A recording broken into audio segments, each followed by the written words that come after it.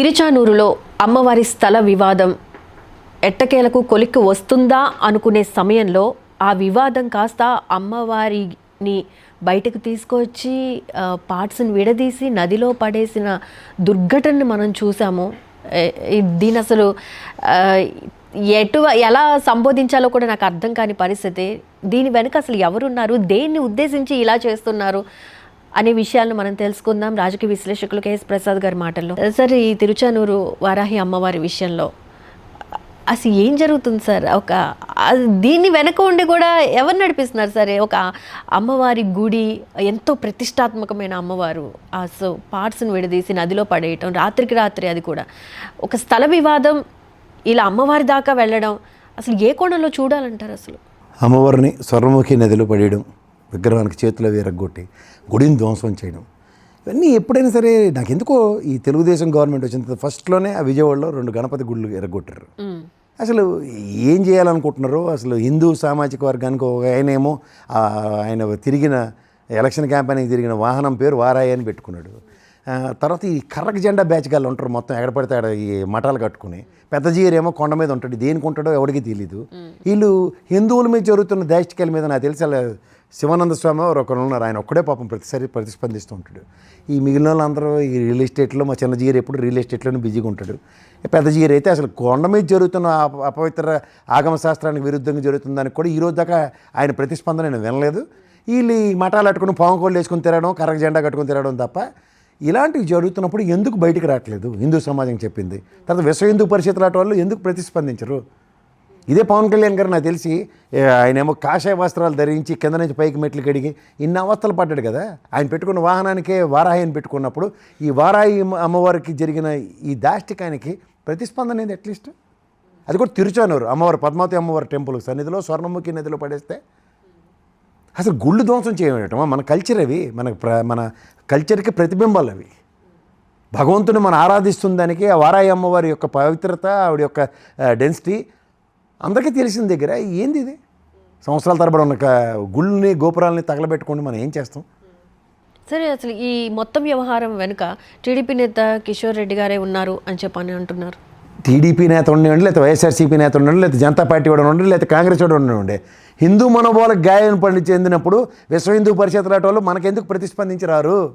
ధార్మిక క్షేత్రం అగ్రిగేట్లో 1,00,000 మంది ఉంటారు గ్యాదరింగ్ ఒక్కొక్క రోజు తిరుమల తిరుపతి ప్రాసెస్లో. అలాంటి దగ్గర వాళ్ళు ఎందుకు ప్రతిస్పందించరు? ఈ మఠాలు కట్టుకొని కూర్చొని ఊరికే పనికిమాల ప్రవచనాలని చెప్పుకుని తిరుగుతూ ఉంటారు కదా. ఇలాంటి వాటి మీద ఎందుకు వాళ్ళు ఫుడ్ డౌన్ చేయరు?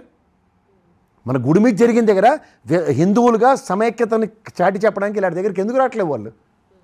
మఠం రోజు ప్రవచనాలు చెప్పకుండా వచ్చి కూర్చొని ఒక రోజు గొడవ చేసి ఈ విగ్రహాలని మళ్ళీ పునఃప్రతిష్ఠించేదాకా ఇక్కడి నుంచి వెళ్ళమని చెప్పలేరు? స్థల వివాదాలు ఏంటి? గుళ్ళు కూల్చడం ఏంటి? విగ్రహాలను ధ్వంసం చేయడం ఏంటి? మనం వేరే మతంలో లేవు కదా, విగ్రహారాధనకు వ్యతిరేకులం కాదు కదా. హిందువులుగా పుట్టినందుకు విగ్రహారాధన చేసుకుంటున్నాం. మన విగ్రహాలు ధ్వంసం చేయడానికి ఆలగవరిచ్చారు. ఈ రియల్ ఎస్టేట్ మాధ్యమాలకు వచ్చి ఒక్కొక్కడు నేను వెనకాతలు ఉన్నాం, ప్రభుత్వం వెనకాతలు ఉంది, లేదా ప్రభుత్వం వెనకాతలు లేదు, ఎవరు డెసిషన్లు అటు తీసుకుంటే ఇంకెందుకు దేనికి మేము భగవంతునికి ప్రార్థించాలా? మమ్మల్ని పరిరక్షించడానికి విశ్వ హిందూ పరిషత్ రాదు. ఈ మఠాలు ఎట్టుకున్న వాళ్ళు కర్రక జెండాలు కట్టుకుని తిరుగుతారు కానీ రారు. పొలిటికల్ ఎజెండాలు ఏమైనా ఉన్నాయా? వీళ్ళందరికీ పొలిటికల్ కంపల్షన్స్ ఉన్నాయా? మరి పవన్ కళ్యాణ్ గారి విషయానికి వస్తే, మీరు అన్నట్టు ఆయన వెహికల్కి వారాహి అని పేరు పెట్టుకోవడం కానివ్వండి, ఆయన ఫస్ట్ నుంచి సనాతన ధర్మం, హిందూ ధర్మం మీద చాలా ముందుకు తీసుకువెళ్ళాలన్న ఉద్దేశంతో ఎన్నో రకాల బయట కూడా చాలా సెమినార్స్ ఇవ్వడం జరిగింది. మంచి కాన్సెప్ట్లతో ముందుకు వెళ్ళడం కూడా జరిగింది. మంచి కాన్సెప్ట్. నువ్వు కూడా పెద్ద ప్రశ్న అడుగుతున్నావు. కానీ ఫస్ట్ డే ఆ తిరుమల లడ్డూల విషయంలో మొదలెట్టాడు. సనాతన ధర్మం కొత్త వేషం కట్టాడు. ఆ రోజు వేషం అయిపోయింది. తర్వాత ఆ స్టాంపేడ్ జరిగినప్పుడు క్షమాపణ చెప్పించడం తప్ప సనాతన ధర్మ పరిరక్షణ కాన్సెప్ట్ ఎక్కడ పోయింది? ఇదే సింహాచలంలో స్టాంపేడ్ జరిగి చనిపోయినప్పుడు ఈ సనాతన ధర్మ పరిరక్షకుడు ఎక్కడ ఉన్నాడు? సో ఇవన్నీ ఒక్కొక్కసారి ఒక్కొక్కటి జరుగుతున్నప్పుడు విజయవాడ పరిసర ప్రాంతంలో 3 గుళ్ళు ఎరగొట్టారు. ఏడైనా నిజంగా సనాతన ధర్మ పరిరక్షణ అనే ఎజెండా ఈసారి బీజేపీ పరంగా ఎత్తుకున్నందుకు అట్లీస్ట్ నిలబడాలి కదా. ఇదేంటి నా ప్రభుత్వంలో ఇలాంటి ఘోరాలు జరుగుతున్నాయని అట్లీస్ట్ కన్సర్న్ చూపించాలి కదా. అది లేక ఈ ప్రాబ్లం అంతా. మెయిన్ హిందూ ఐక్యత లేదు, హిందూ ప్రతిస్పందన లేదు. అంచేత ఏంటవుతుందంటే everybody taken us as granted. ఇదే ఒక మసీదు మీద కానీ లేదంటే ఒక చర్చి మీద కానీ పొరపాటున వెళ్ళి ఏమైనా చేయండి చూద్దాం, తోలు తీసేస్తారు వాళ్ళు. బికాస్ వాళ్ళు సంఘటితంగా ఉంటారు. మన దగ్గర సంఘటితం లేదు. నీకు బుద్ధి పుట్టినప్పుడు ఊడికి వెళ్తావు, నీకు బుద్ధి పుట్టినప్పుడు ఒక దేవుడిని నువ్వు ఆరాధిస్తూ ఇంకో దేవుడిని ఆరాధించు.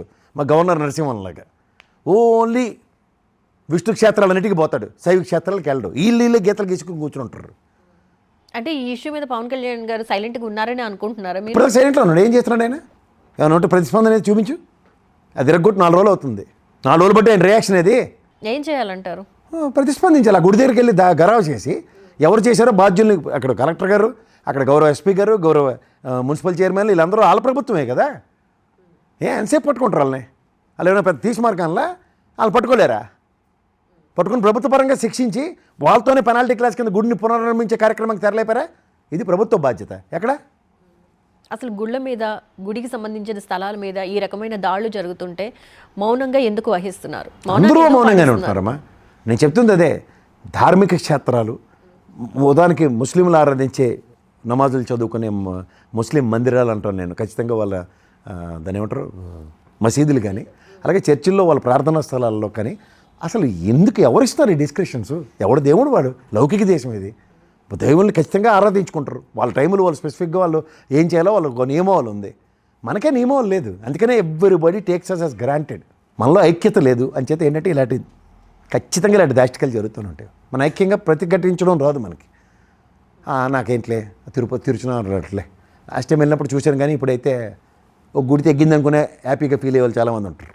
ఎందుకండి బజరంగ్ దళ్ కార్యకర్తలు కానివ్వండి, చాలా మంది వచ్చి ఏదైనా ఎక్కడైనా హిందూ మతానికి సంబంధించి only Hanuman Jayanti అప్పుడును, Valentine's day అప్పుడు అడవ చేసేవాళ్ళు. కానీ ఈ బజరంగ్ దళ్ వాళ్ళు అక్కడ ఎక్కడ ఉన్నారు? ఎందుకు మా భాను ప్రకాష్ రెడ్డి అని ఉన్నాడు, అక్కడే ఉంటాడు, ఎప్పుడు తిరుమలలోనే ఉంటాడు. ఆయన నిజంగా ధార్మికతలకి మారుపేరు అన్నట్టు ఉంటాడు. ఇమీడియట్ ప్రతిస్పందన అనేది వెళ్ళాడు అక్కడికి. సరే కాదు, these peoples response where is it? ఇప్పుడు జరిగే అన్యాయాల మీద, అక్రమాల మీద మరి వైసీపీ ప్రతి విషయానికి ముందుండి క్వశ్చన్ చేస్తున్నప్పుడు మరి ఈ అంశానికి సంబంధించి వైసీపీ కూడా ముందుకు వచ్చి ఎందుకు ఇలా జరుగుతుంది, హిందూ మతం మీద కానీ, హిందూ మతం గురించి నేను మాట్లాడలేదు, అంటే హిందువులకు సంబంధించిన గుడి విషయం కానివ్వండి, లేకపోతే గుళ్ళో అమ్మవారిని ధ్వంసం చేయటం కానివ్వండి, నిర్దాక్షిణ్యంగా నదిలో పడేయటం కానివ్వండి, మరి ఈ అంశం మీద వైసీపీ వాళ్ళు ఎందుకు టార్గెట్ చేసి మాట్లాడొచ్చు కదా? తిరుపతి విజయవాడలో జరిగినప్పుడు మల్లాది విష్ణు అనే వ్యక్తి మాజీ ఎమ్మెల్యే స్థాయిలో ఏ విధంగా ప్రతిస్పందించాడో, ఏ విధంగా ప్రతిఘటించాడో తెలుసు. ఇక్కడ బొమ్మన కరుణాకర్ రెడ్డి వాళ్ళ రేపట్లో ప్రతిస్పందన ఉంటుంది. మనం వీడియోలు కవరేజ్ చేయకపోతే మనం ఏం చేస్తాం? ప్రతిస్పందన ఉంటుంది. ఉంటుందా? ఉంది ఆల్రెడీ. మరి మీరు అన్నట్టు పవన్ కళ్యాణ్ వచ్చి అక్కడ కూర్చుని దాన్ని సాల్వ్ చేసేదాకా కదలొద్దని చెప్పినప్పుడు మరి వైసీపీకి సంబంధించి జగన్మోహన్ రెడ్డి గారిని వెళ్ళి అక్కడ కూర్చుని దీన్ని అంటే జనాల్లోకి తీసుకెళ్ళి ఇది ఇలా జరిగింది కాబట్టి మేము దీని మీద సమస్యను పరిష్కరించే దిశగా మేము ఇక్కడ కూర్చుని మేము మాట్లాడతాము, దీన్ని సర్దుబాటు చేస్తాము అని చెప్పి కూర్చోవచ్చు కదా ఆయన కూడా. కదా, జగన్మోహన్ రెడ్డి నేను సనాతన ధర్మం అనే పవన్ కళ్యాణ్ గారి ఎజెండా ఎత్తుకోలే కదా. సమస్యల మీద ఉన్నారు కదా. సమస్య అన్నది అక్కడ స్థానిక సమస్య. అంటే మామూలుగా నేను మళ్ళీ చెప్తాను, స్థానిక సమస్యలు ఆర్గ్యుమెంట్ చేసుకుందాం నాకే అభ్యంతరం. ఎందుకంటే సనాతన ధర్మ పరిరక్షణకి నేను అని ముందుకు వచ్చిన వ్యక్తి ఒకటంటే ఆయన పవన్ కళ్యాణ్. అప్పుడు ఇది బాధ్యత కదా. పార్టీ పార్సల్స్ అంటే సనాతన ధర్మంలో గుళ్ళు గోపురాలని పరిరక్షించవలసిన బాధ్యత ఉంటుంది. హిందూ ధర్మానికి సంబంధించిన కైంకర్యాలన్నీ చేసుకోవాల్సిన బాధ్యత ఉంటుంది. ఇది ఎజెండా ఎత్తుకున్న దాని మీద ఉంటుంది. ఇప్పుడు స్థానిక సమస్య అక్కడ బొమ్మన కరుణాకర్ రెడ్డికి డిప్లై చేశారు లేదన్నది అడుగు, చెప్పాలి సమాధానం. అంతేకాని నేను సనాతన ధర్మ పరిరక్షకుడు అని పవన్ కళ్యాణ్ లాగా ఎప్పుడైనా జగన్మోహన్ రెడ్డి అంటే నేను లౌకిక దేశంలో అన్ని మతాల కులాలకి నేను బాధ్యత తీసుకుంటున్నాను, ఇవాళ నుంచి మాట్లాడుతున్నాను జగన్మోహన్ రెడ్డి చెప్తే నువ్వు నేను అడిగిన ప్రశ్నకు నేను సమాధానం చెప్పాలి. సనాతన ధర్మాన్ని ఆయన ఎత్తుకున్నారు కాబట్టి, లేకపోతే హిందూ ధర్మాన్ని ఆయన భుజస్కంధాల మీద వేసుకున్నారు కాబట్టి ఆయన వచ్చి మాట్లాడాలి, లేకపోతే ఆయన ఈ ప్రాబ్లమ్ని సాల్వ్ చేయాలి అని మీరు అంటున్నారు. నేను అనేది అక్కడ ఒక ప్రాబ్లం అనేది క్రియేట్ అయింది స్థల వివాదం విషయంలో కానివ్వండి, అమ్మవారికి ఇలా జరిగింది కాబట్టి అక్కడ జరిగిన అన్యాయం మీద మాట్లాడొచ్చు కదా అని నేను అంటున్నాను. నేను చెప్తుంది అదేనమ్మా, తిరుపతి లడ్డూల్లో కల్తీ జరిగిందన్న ఒక ఇల్యూజన్కి ఆయన అంత ప్రతిస్పందించాడు సనాతన ధర్మాన్ని భుజంగా వేసుకుని. ఇక్కడ ఆయన అత్యంత గౌరవం ఇచ్చి ఆయన వెహికల్కే పేరు పెట్టుకున్న వారాహి వాహనం లాంటి వారాహి దేవతకి అక్కడ అపదృష్టపాలైనప్పుడు ఆయన ప్రతిస్పందన ఏదన్నది ప్రశ్న. ఇది ఖచ్చితంగా వైఫల్యమే అంటారు. ప్రభుత్వ వైఫల్యమే కదా. ఇప్పుడు ఈ ప్రభుత్వంలో గుళ్ళు గోపురాలకి పరిరక్షణ జరగట్లేదు అన్నది ప్రభుత్వ వైఫల్యం కింద చూడాలి కదా. ఓకే, ఆయన ముందుకొచ్చి ఇప్పుడు లౌకిక దేశం హిందువులకి, ముస్లింలకి, క్రైస్తవులకి, బౌద్ధులకి, జైన్లకి అందరికీ రక్షణ కల్పించవలసిన బాధ్యత ప్రభుత్వాలది ఫెడరల్ సిస్టంలో. మరి హిందూ దేవాలయాలకి అంటే నా మనోభావాలు గాయమైనట్టే కదా. అక్కడ ప్రభుత్వం నుంచి ఇదేది కార్యాచరణ అనేది ప్రభుత్వమే కదా ప్రశ్నించవలసింది. నెక్స్ట్ హిందూ పరిషత్ హిందువుల ప్రతినిధులను చెప్పుకొని తిరుగుతూ ఉంటారు. రాజకీయాలు అలవాటు పడ్డారు ఈ మధ్యన. బీజేపీకి తప్ప ఇంకెవరికి పెంచారు. బీజేపీ ఎజెండా కూడా హిందూ దేశం కింద అనౌన్స్ చేద్దాం అన్న కాన్సెప్టే కదా. వాళ్ళ ప్రతిస్పందన అనేది బీజేపీ ప్రతినిధిగా భాను ప్రకాష్ రెడ్డి ఉన్నాడు అక్కడ అన్న, ఆయన ఎందుకు రాలేదు? పవన్ కళ్యాణ్ సనాతన ధర్మం ఎజెండా ఎత్తుకున్నాడు, ప్రభుత్వంలో ఉన్నాడు, ఖచ్చితంగా వాళ్ళదే కదా బాధ్యత. అవును, ఖచ్చితంగా వాళ్ళదే బాధ్యత. అట్లాంటప్పుడు అసలు దీనికి సంబంధించిన ఇష్యూకి సంబంధించి అసలు ఏం జరిగింది ఏంటి అనేది కనుక్కోకుండా ఉన్నారని మీరు అనుకుంటున్నారా? కనుక్కున్నారో కనుక్కోలేదు, ఎరగొట్టినాడు ఎవడో నువ్వే చెప్పినావు కదా, ఎవరైనా ఏ పార్టీకి సంబంధించిన అయినా అనుకుంటున్నారు. తాగుడించి అనుకుందాం. పోనీ ముందు సస్పిషియస్ క్యారెక్టర్ అన్నది ఒకటి ఎస్టాబ్లిష్ అవుతుంది కదా, కాదు లేదా అవునా పట్టుకోండి. లాస్ట్కి మీ దగ్గర ఒక కంక్లూజన్ రిమార్క్స్ ఉంటాయి కదా ప్రభుత్వాల తరఫున, పిచ్చోడేనట. చూద్దాం పవన్ కళ్యాణ్ గారు ఏ విధంగా స్పందిస్తారు అనేది మాత్రం.